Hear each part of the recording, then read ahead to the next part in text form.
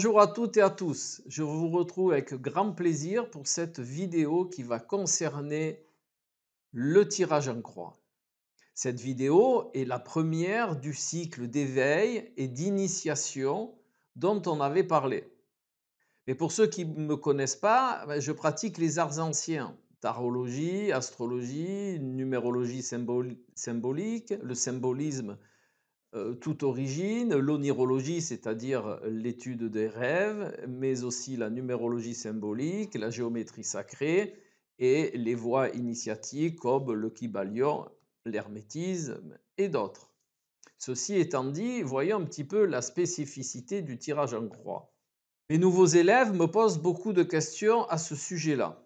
Et donc, j'ai décidé de vous amener une réponse dans ce cycle de vidéos. Toutes les formes géométriques, que ce soit la croix, le cercle, le triangle, que nous verrons bien entendu, ont une énergie en elles-mêmes. Ça s'appelle la radionique, ou les ondes de forme. Il est important de conscientiser que cette énergie doit être en adéquation avec la question. On ne choisit pas un protocole et après on pose la question, c'est incohérent. D'abord on pose la question et par rapport à la nature de la question, on va choisir un protocole de tirage. Et notamment, le tirage en croix est associé à l'énergie multidirectionnelle. Par exemple, le nord en haut, le sud en bas, l'ouest à gauche et l'est à droite quand on regarde la croix.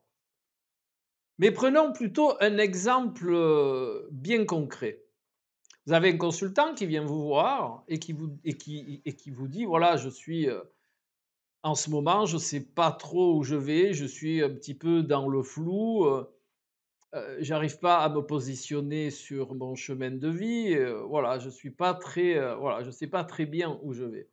Donc vous allez avec le consultant, dialoguer et lui proposer une question qui est bien posée pour le tarot, en adéquation avec sa demande. La nature de cette question pourrait être celle-ci: quelles connaissances initiatiques dois-je intégrer pour être plus en adéquation avec mon chemin de vie actuellement? Et pour cela, vous allez constituer votre croix. Cette croix, elle peut être constituée par exemple en haut du feu, en bas de la terre, à gauche de l'eau et à droite de l'air. Pourquoi la terre en bas? Parce qu'en réalité, le feu représente le monde subtil, donc en haut, et la terre représente le monde de la matière, donc en bas. Voilà.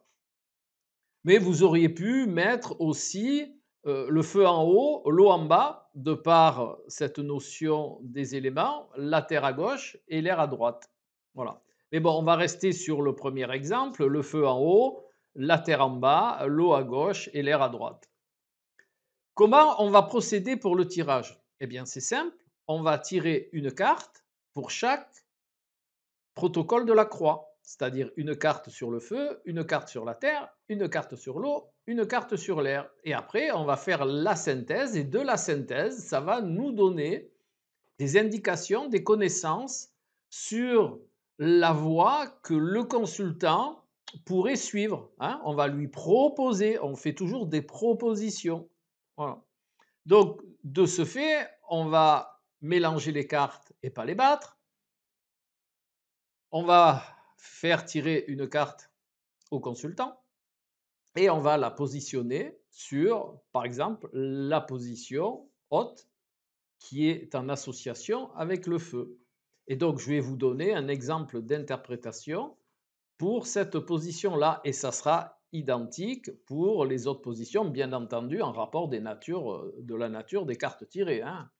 Donc, par exemple, sur le feu, ben, tiens, voilà, si on tire le battleur, on va pouvoir indiquer au consultant qu'il serait de bonne loi de commencer une voie initiatique, le battleur, le commencement, il a les 4 éléments sur la table, donc vraiment d'en choisir un, et de commencer une voie initiatique, et là, notamment celle du feu.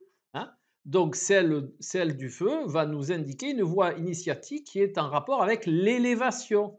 hein, le feu étant associé au monde subtil, puisque je l'ai mis en haut, mais de plus, il est associé aussi à la lumière et au soleil, hein. Soleil, lumière, connaissance. Donc, à acquérir des connaissances dans les mondes subtils, le feu, et ce commencement est indiqué par le battleur.